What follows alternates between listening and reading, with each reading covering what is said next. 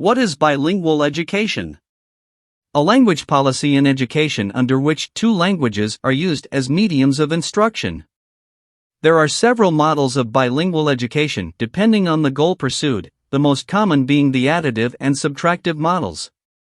In additive bilingual education programs, both languages are given the same value and recognition and are systematically taught and learned throughout the years of schooling. The learner's goal is to develop literacy and communication in two languages.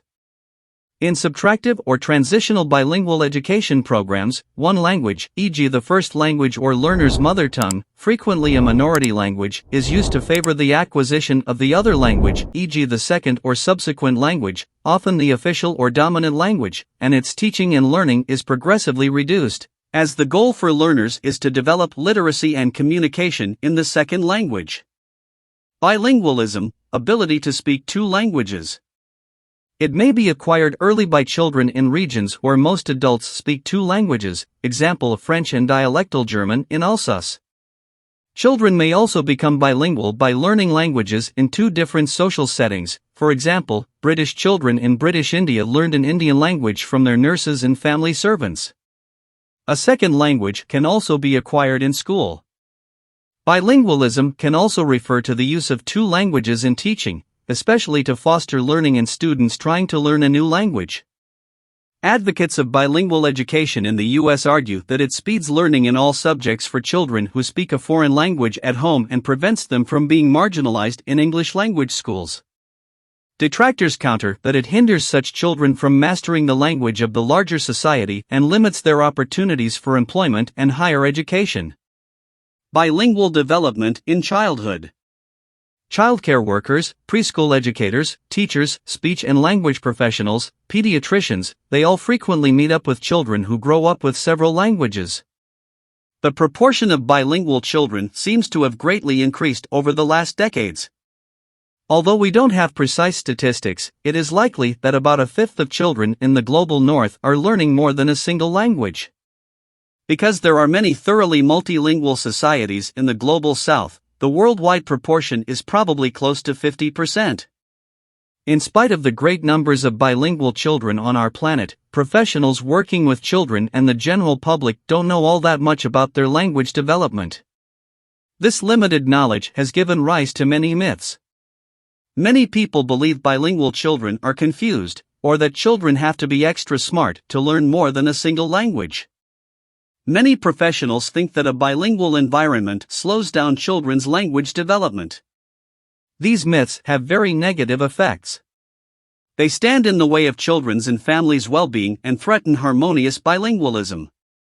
Fortunately, research into early bilingualism has vastly increased in the last 25 years or so. As a result, scholarly knowledge about how children learn two languages has greatly improved. This element brings that knowledge together. It reviews and summarizes what we currently know about how bilingual children develop their languages in the first decade of life, that is, in infancy, early childhood, and middle childhood. Children become bilingual at different times of their lives and in different settings. This element explains how these different circumstances have an effect on how children learn their languages. Many children start learning two languages from birth and home, bilingual first language acquisition. In early childhood, hitherto monolingual children start hearing a second language through daycare or preschool, early second language acquisition. Yet other hitherto monolingual children may start hearing and acquiring a second language after entering primary school in middle childhood, second language acquisition. All children eventually learn to speak the main language spoken in public life and at school. However, many children do not learn to fluently speak a language that they hear at home but that is not used at school. They may even stop speaking it. Children's and families' harmonious bilingualism is threatened if bilingual children do not develop high proficiency in all the languages they encounter in daily life. Developing good skills in several languages depends on many factors. This element reviews the factors for each of the first three life stages: infancy, early, and middle childhood. The weight of factors dynamically changes as children grow older.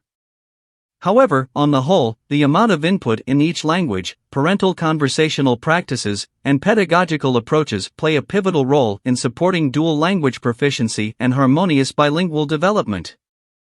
Bilingualism and cognition. The relation between bilingualism and cognition is informative about the connection between language and mind. From the perspective of language, the question is how bilingualism might help or hinder cognition, narrowly interpreted here as executive function. From the perspective of higher cognition, the question is what kinds of experiences improve executive function. Reported cognitive benefits from bilingualism range from none to substantial as a function of age, type of bilingualism, example lifelong balanced versus later onset or infrequent use of the other language, syntactic relation between the two languages, socioeconomic and immigrant status, task, and laboratory. To understand the variability and inconsistencies in results with bilingualism, I analyze concepts of executive function and cognitive reserve and examine the range of factors, such as active video game playing, education, musical training, and aerobic exercise, that are known to correlate with or to improve executive function.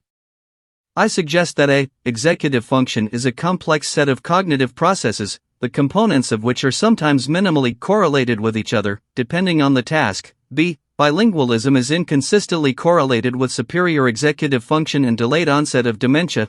All speakers, mono or bilingual, have non-linguistic ways of improving executive function, and benefits from bilingualism, and all cognitively challenging activities, are inconsistent because individuals vary in the number and kinds of experiences they have that promote superior executive function. Linking bilingualism and education. Research in psychology has demonstrated positive cognitive and differential neural consequences of bilingualism in children and adults. For educators, these findings may not always be transparent because of the different contexts between research and practice. In this chapter, the authors take a first step toward creating a bridge between research findings on language learning and bilingualism and the contexts in which learning occurs across the lifespan, in classrooms and beyond. This chapter serves as a starting point in facilitating cross-disciplinary discussions on improving learning support for children and adults of all language backgrounds. Translanguaging. Translanguaging, the use of different languages together, can be a powerful tool for learning, but it can also go against the grain for language teachers who are used to supporting learners to master the intricacies of a single language. In this post, we ask what the research tells us about translanguaging and how it can be used to support EL learners in the classroom. In the last 10 years or so, a new term has appeared in the field of bilingualism, most notably in the area of bilingual education, translanguaging. One of its most visible proponents is Professor Ofelia Garcia of the Graduate Center of the City University of New York.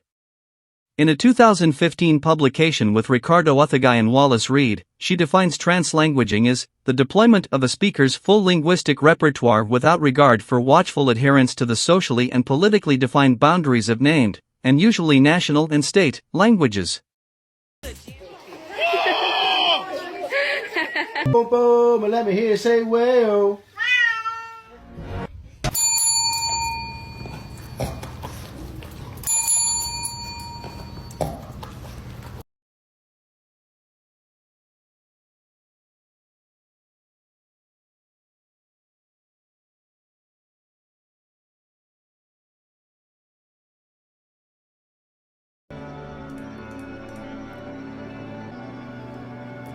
Completely. She's not running. Don't. She is running. Well, how is that Look, she's stretching. She was running, Jeannie. It's called high intensity cardio training. Oh. She's taking little breaks.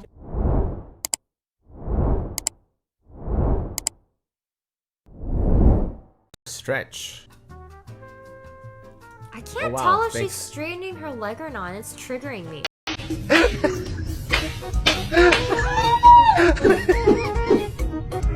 It's fine.